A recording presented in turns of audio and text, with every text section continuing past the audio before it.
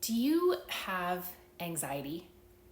I feel like we all are dealing with some level of anxiety. And I just finished reading this book called The Anatomy of Anxiety. And the subtitle is Understanding and Overcoming the Body's Fear Response. It's written by Ellen Vora. She's an MD. She's actually a psychiatrist, and she calls herself a functional psychiatrist. And I really, really enjoyed this book for a lot of different reasons.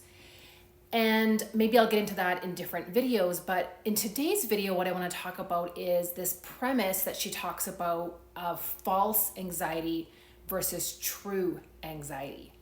And that, first of all, anxiety shows up in our body, right? In lots of different ways, whether it's false anxiety or true anxiety.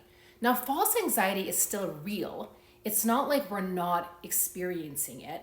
It's just that it's anxiety that is aggravated or triggered by other things in our environment that we can possibly mitigate or reduce. And it's almost masking the true anxiety, the true reason why we're feeling stressed out or anxious or overwhelmed. And so because we have all these other things that are stacked up or covering up, so to speak, this true anxiety deep down within us, we're never really getting to the core or the root of the problem of why we're feeling anxious or why we're feeling stressed out or overwhelmed. And I really liked this approach because I think it's really true. A lot of times we're scared and we don't want to go deep inside to really figure out what it is that's causing our true anxiety. And I had an experience this past weekend where I really felt how this false anxiety was aggravating real anxiety. And it's a bit of a silly example, but I think it really illustrates the point. And I was going mountain biking, and we were out at our condo in the mountains, and we were kind of there on holidays, and so we were having a nice slow morning, and I drank quite a bit more coffee than I normally do, and quite a bit more coffee than I should be drinking, because it does make me feel really jittery, almost anxious like. And then we went mountain biking. And mountain biking causes me a little bit of stress and anxiety because I really have to focus. I don't like going too fast. It kind of is still a bit of a new sport for me, so I really need to concentrate. And it brings up a little bit of anxiety. And this was our first ride of the season, so I was feeling a little bit more anxious than I would normally. And oh my goodness, did I ever realize how much that coffee made me feel even more anxious and more unsure of myself and more doubtful and more scared. And I had just finished reading this book, so I was really focused on this concept of anxiety and true anxiety and false anxiety and how it shows up in our body. And I had to keep telling my brain, kept telling myself that it's okay. It's the coffee that's making you really jittery. You're not actually scared of going down this hill. You're not actually scared of the roots and the rocks. But if I wouldn't have had that awareness, I would have been really scared of going down those hills. Maybe I wouldn't have even done those hills. I would have maybe gotten off my bike and walked down. So having this awareness of how we are aggravating our anxiety and stress by ingesting different foods, more coffee, maybe not getting enough sleep, and other things that are going on in an environment, how that's actually masking the true anxiety. And so my question to you is, can you start to become a little bit more aware of what it is that's going on in your body? And is it a true symptom of anxiety, or is it something else? Is it something else that you can mitigate, that you can reduce?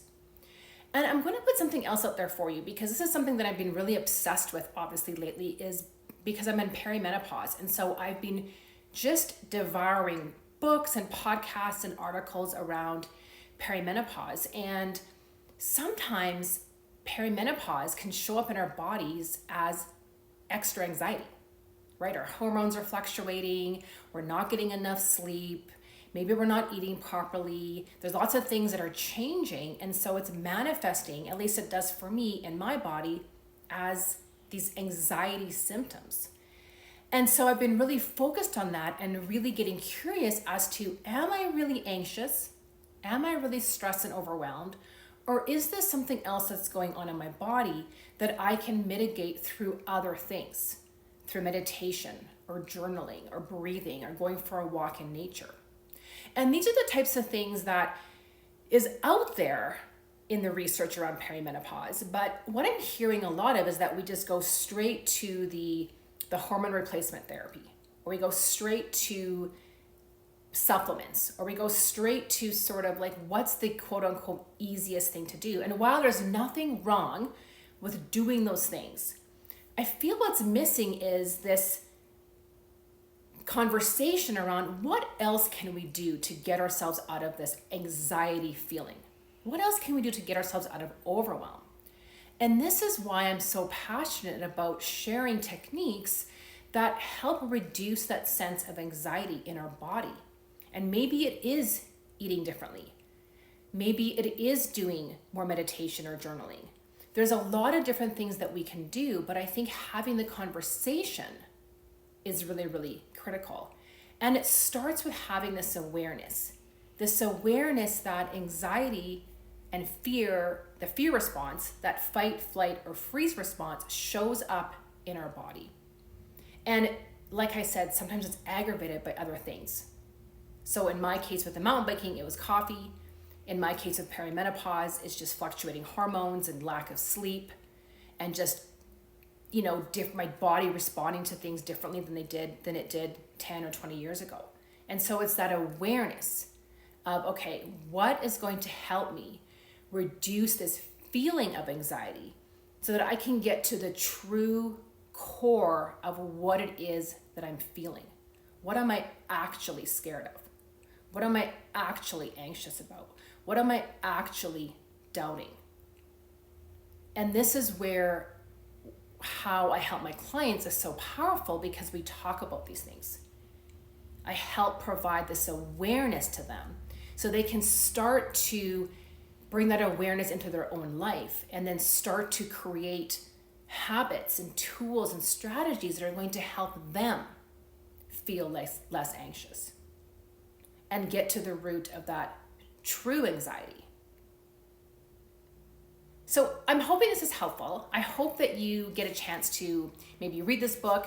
Definitely follow Ellen Vora on social media, on Instagram, and reach out to me.